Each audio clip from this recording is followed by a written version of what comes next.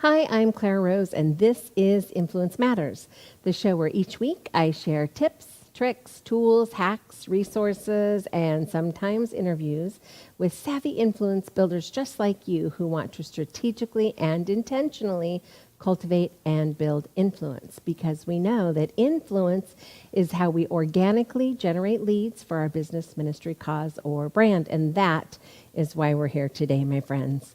Before we start, of course, I have to say thank you to our sponsors. Thank you to Rosedale Publishing. They specialize in business books for entrepreneurs and professionals just like you who want to create a book, a business brand book to use as a tool in their marketing efforts, and of course, generate leads organically for their business, ministry, cause, or brand.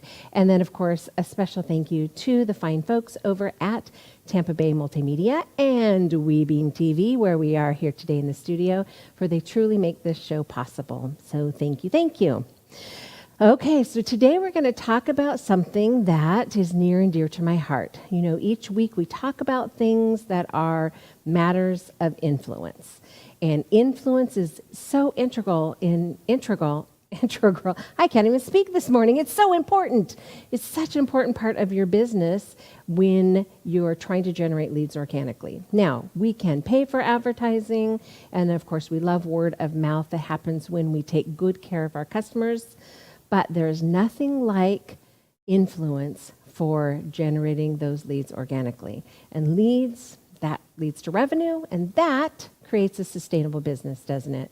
So we're going to talk today about the one thing that most quickly, most easily will grow your influence, build your influence, and that is writing. So today we're going to talk about writing to build influence. So I have 3 easy, simple steps for you when you're thinking about writing to build influence in your business. And those are looking at your writing preferences, looking at your message clarity, and then formatting and structure.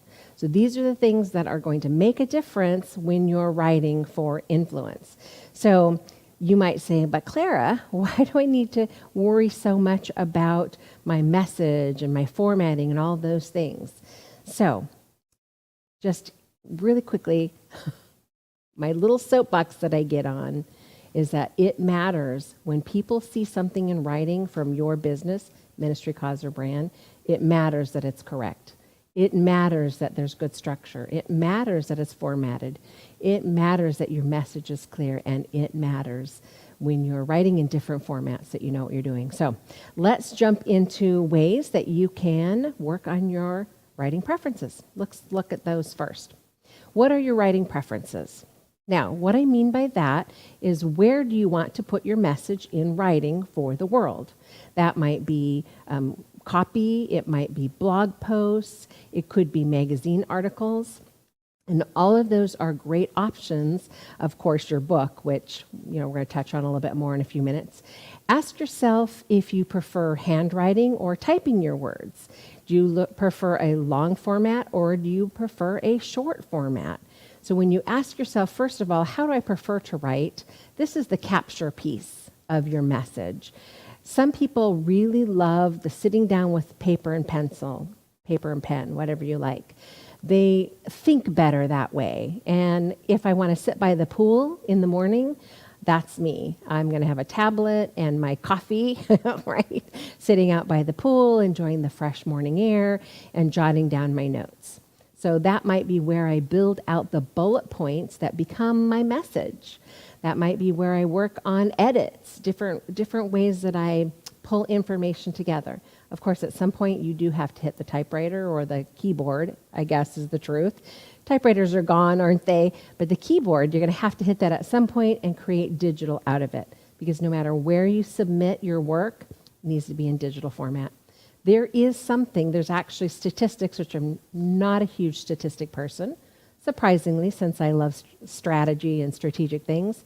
Statistics kind of bore me, but there are statistics that show there is a connection between memory and writing it out by hand. I'm not sure what that is, but it's true. So you want to really remember something, write it out by hand, and it'll stick better in your brain, I promise.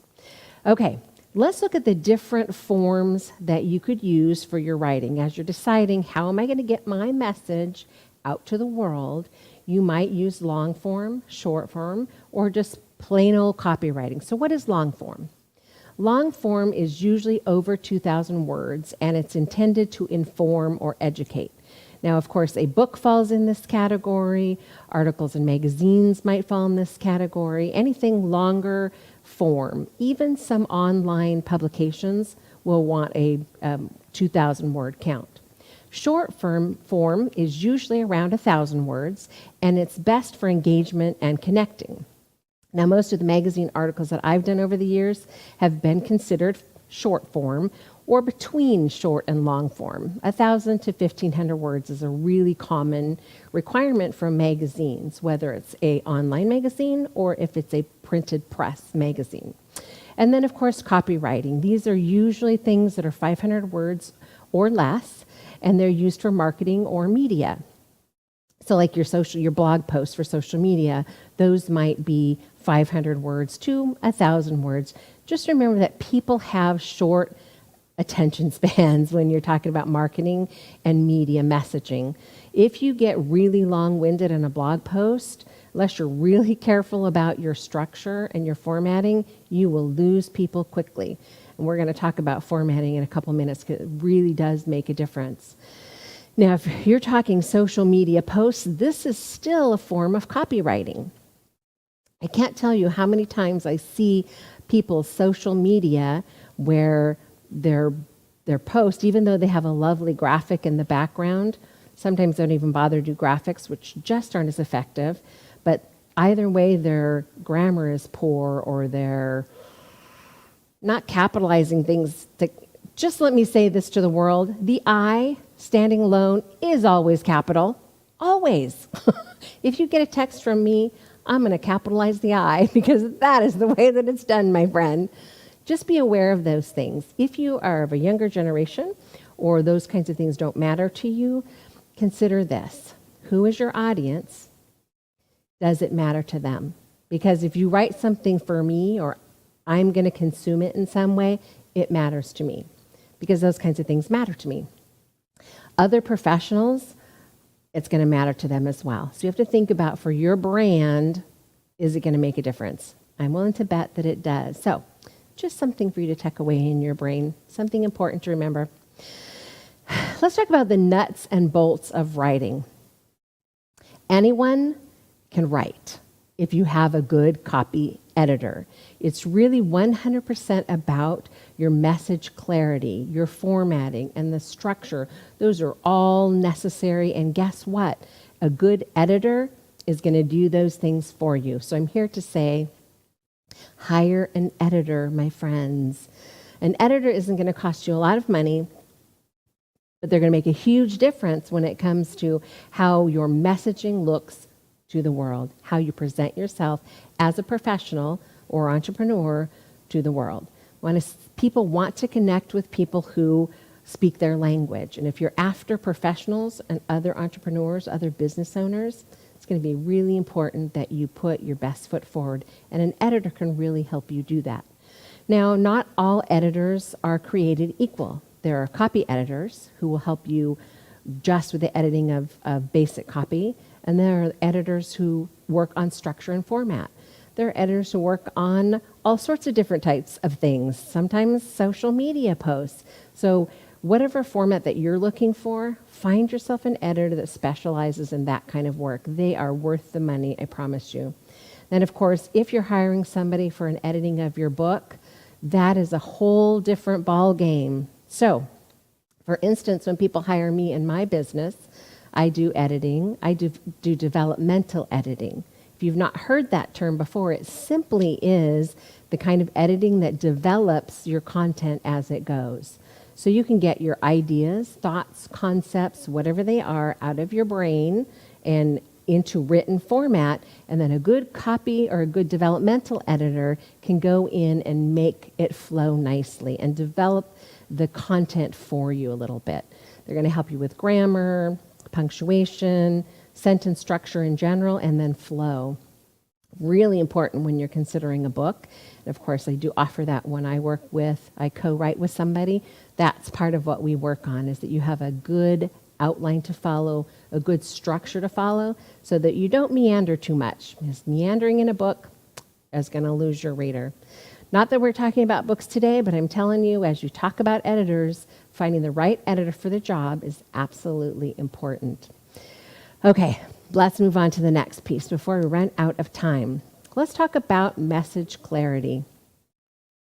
So why is it important to have message clarity? Well, what is the why of the content that you're writing? What is the purpose behind the content you're writing? Is it to get leads? Is it to inform or educate your reader? What is the why behind the writing of your content? We're not writing for no reason at all, of course. And then what? You need to have a clear outline for what you want to write about.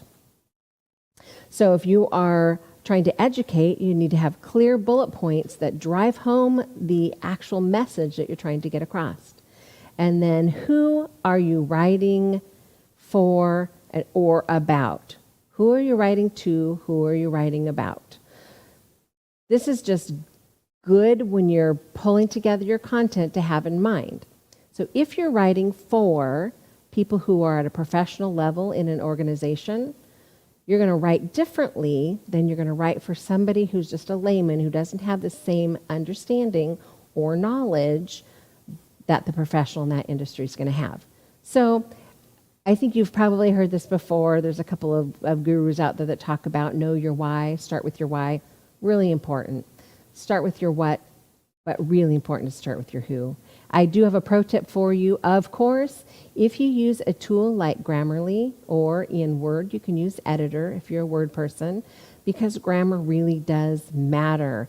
And if you turn on the readability statistics in Editor, there's a setting for spelling, grammar, conciseness, formality, punctuation, conventions. All of those things are looked at. And so with a click of it's this simple. Upper right-hand corner, it says Editor, and there's a little pencil.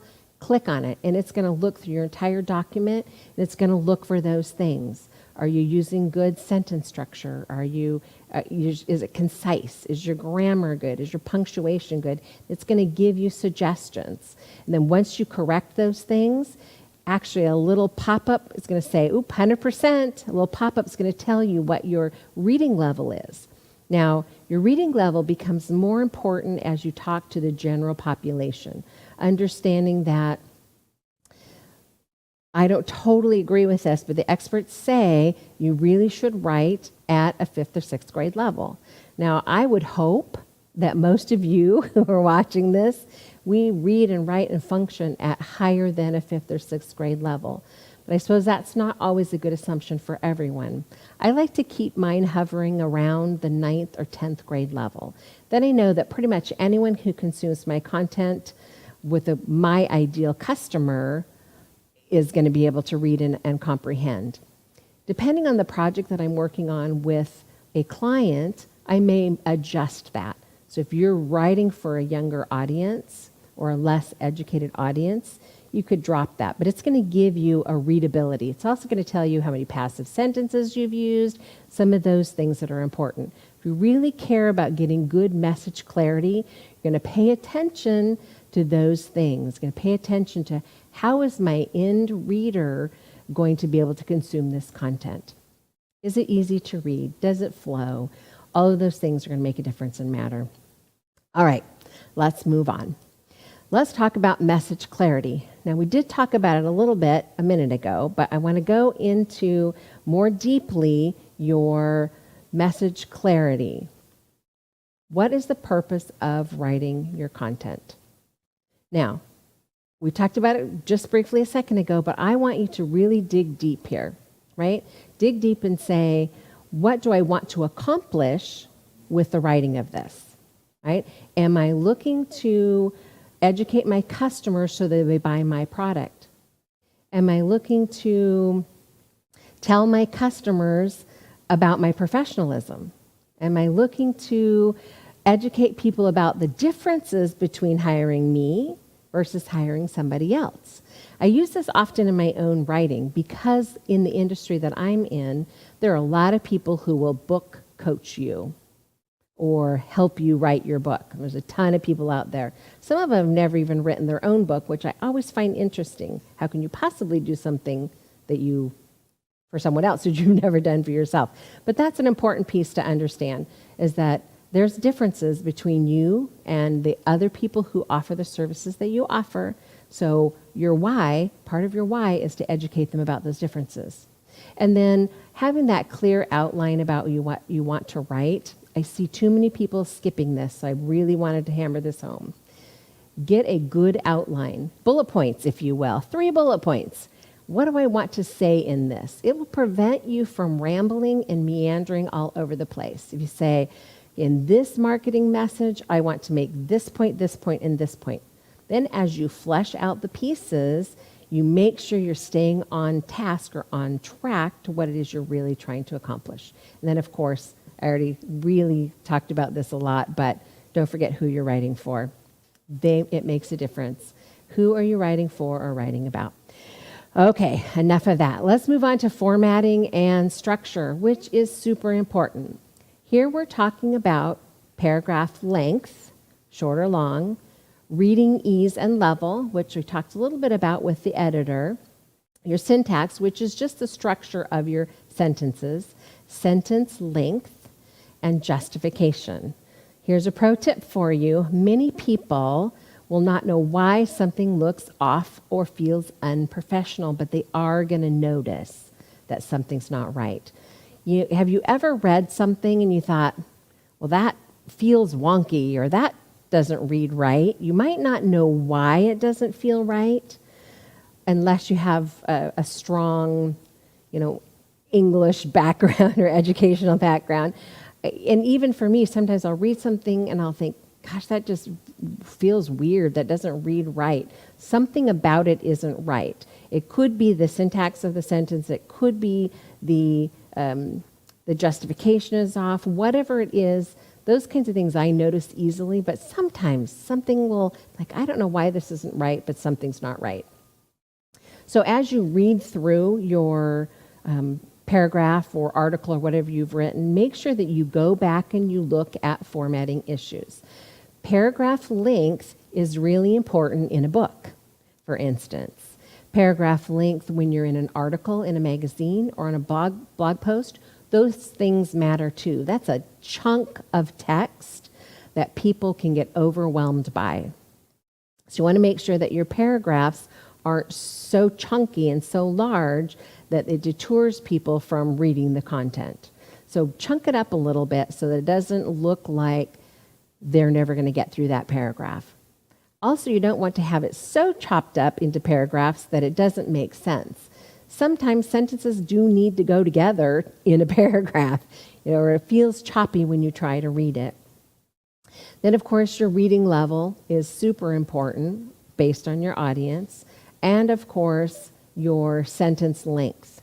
Now, this frustrates me a little bit in the more professional world, that some people will huge run-on long sentences. Now, while you can use punctuation, you can use semicolons and commas and to make it ultimately make sense, it's just not readable, right? So if you have to read a sentence through and it's 3 or 4 long, if it's a whole paragraph, that's just too long.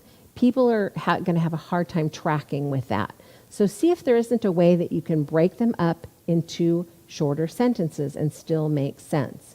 If you have to switch back and forth and have too many commas, it's probably too long. So think about, how can I chunk this down so it's not quite so difficult to read? Every time someone has a stop, full stop, or a period, we call them here, it lets their brain take a little break, right? You complete a thought, period, full stop. And then you complete another thought. If there's a comma in there, the brain has to remember the first part in relation to the second part. Now that seems overly simplified perhaps, but just think about that as you're looking at your sentence structure, how your length of your sentence is and how your length of your paragraph is. Pay attention to that. It's going to make a difference. And then, of course, my biggest soapbox ever in the editing world is 100% about justification. So what is justification? Justification is how your words land on your page. For instance, if you open a book, and I happen to have one here, one of my books, 8 Ways to Mind Your Own Business. And if you look at the pages, can you see that far away? I don't know if you can see that far away. All of the words on both sides line up squarely. This is justified text. So it takes the words and it spreads them out so that it fills from side to side. So there are square edges from your words on both sides. Now, there are some forms of literary works that justification doesn't matter. Now, you could be left justified or right justified. That just means left justified means all of the words move over to your left, and it doesn't matter if the other end, the right side, has widows and orphans, right? Those are things that hang out there by themselves. They're called widows and orphans, and those don't matter as much in things like poetry or some sort of literary works where they want that feeling. Most professional works are going to have completely justified, straight edge on both sides of the text. It feels tidy. It looks tidy. It feels right. Anytime I open a book for the first time, I get books sent to me all the time because as an editor and publisher, people want to send me their works. I get them all the time. When I open them, that is the very first thing that I'm looking at. Is their text fully justified? If it's not, it looks and feels unprofessional, unless it's a book of poetry, and then I give them some leeway and some grace on that. The next thing that I look at is their spacing. Is it easily readable? Did they bother to put the correct formatting in the book? Now, it's not just about books, although a majority of my life and my work is around books because that's what I do for a living. Articles, blog posts, all of those things, it matters. There is a feeling of completeness, a feeling of tidiness, if you will, a feeling of professionalism to fully justified text. Unless you're centering it for some reason for emphasis, which is totally fine, all of your correspondence, all of your articles, all of your blog posts should be fully justified from side to side. That's my biggest soapbox, of course, in the formatting department. All of these things matter when you're putting content out there. This may be the first thing that someone sees about your business, is that article or that blog post or that your book. If that's the first impression they have of your business, what are you conveying to them? What are you saying to them? Are you saying, I am professional? Now, if it's littered with typos and that's a whole nother problem, you clearly didn't get yourself an editor, right? But it says, I don't care enough about my business to be professional about this. I don't know very many pieces, very many places, very many businesses where that's okay to have that attitude. But that is totally up to you because it is your business, ministry, cause, or brand, and we're going to leave that in your court. So there you have it. 3 easy things that you can do to help use writing to build influence. Have good writing preferences down. Have a good, clear message, clarity being important, and then format and structure in your copy, wherever it lives, that's going to say, I'm a professional, and this is what I have to offer you. Whether it's an education, whether it's an ad, whatever it is. It's really that simple. Writing makes a difference. Writing is the quickest way to get your influence out into the world. In fact, if you're looking to build influence rapidly, having your own book, of course, is absolutely the fastest way to build influence. And that is going to organically give you leads. Okay, so if you are not aware, we have a new cohort for the Brainstorming Blueprint. If you're ready to get that book out of your head and onto paper, then this is for you. We do a live 6-week group coaching to get you started, to get that book out of your thoughts or off those tablets or your notes and into an outline where you can actually do the work of writing your book. Then we roll over into the private support group where you actually get the writing done. This is where you have peers who have also been through the brainstorm and blueprint process where they're writing their book. So you can swap chapters with each other for encouragement or peer editing. It's also where I pop in weekly to say, here's a new tip, trick, or tool for you. And it's where we connect with each other about upcoming book launches, which is where probably the most fun that people have is. The other stuff is work that still needs to be done, but helping each other out with the launches is really exciting. I encourage you, if you're thinking, it is time, Clara, to get this book out of my head and onto paper, this is the place to start. Brainstorm and Blueprint is what's going to make your book readable and enjoyable for your consumer, for the reader.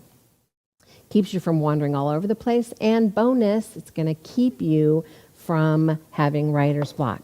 Writer's block really is just about getting stuck in a spot when you don't know where to go next. The beauty of a blueprint is you always know where to go next. You just follow the outline and do the work, and join us in the private group where we can help encourage you and then help you with your book launch when it's time. Okay, I am out of time, but thank you for once again showing up and spending this time with me. I hope that you will write to build your influence. We'll see you next week.